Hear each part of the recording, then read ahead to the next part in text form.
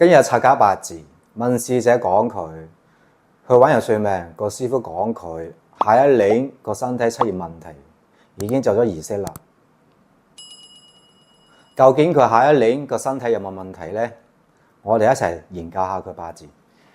天干生嗰邊火，丁火克庚庚，地支卯戌合，子水克午火，仲有兩個。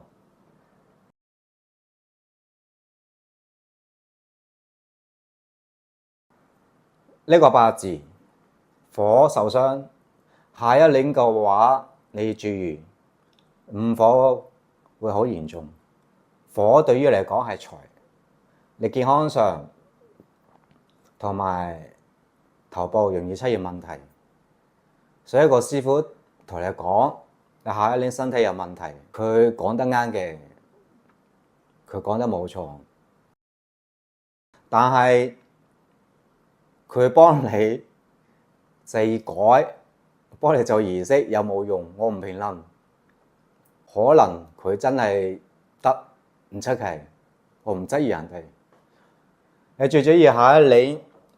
尤其是火呢方面，你注意。如果你想健康唔出現問題，咁你就要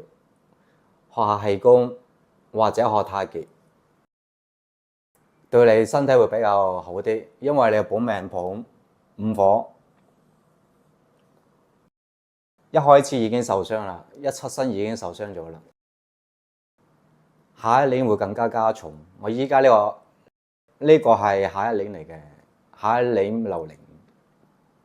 所以如果你唔想係身體健康比較差啲，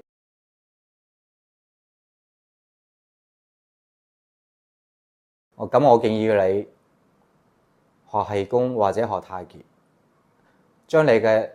氣場提高，咁你個身體自然會好啲啦。如果你等到下一年先至嚟學氣功啊，或者學太極，可能對你唔係太好，或者趕唔切。同你做朋友幾好嘅，如果以你嘅八字嚟講，你對朋友好好，好大方，朋友問你借錢，你唔會托手踭，所以你個八字同你做朋友幾好嘅。表面上睇落好有錢，實際上手頭好緊，對朋友唔好太好，尤其是錢呢方面你要注意一下。你特別容易俾自己朋友呃你錢，你自己要注意，尤其是下一年注意一下朋友。我聽你講啲説話，你似係唔安心，你唔知道做咗儀式有冇用。最緊要送你兩個字，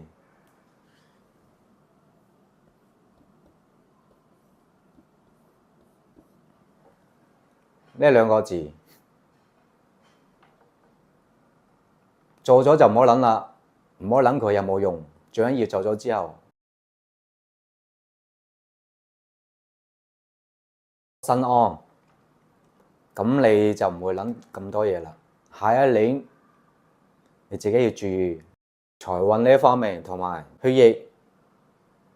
心臟，仲有頭部，仲有錢銀呢方面，你注意一下，咁你就下一年比較好啲啦。下一條影片再見，拜拜。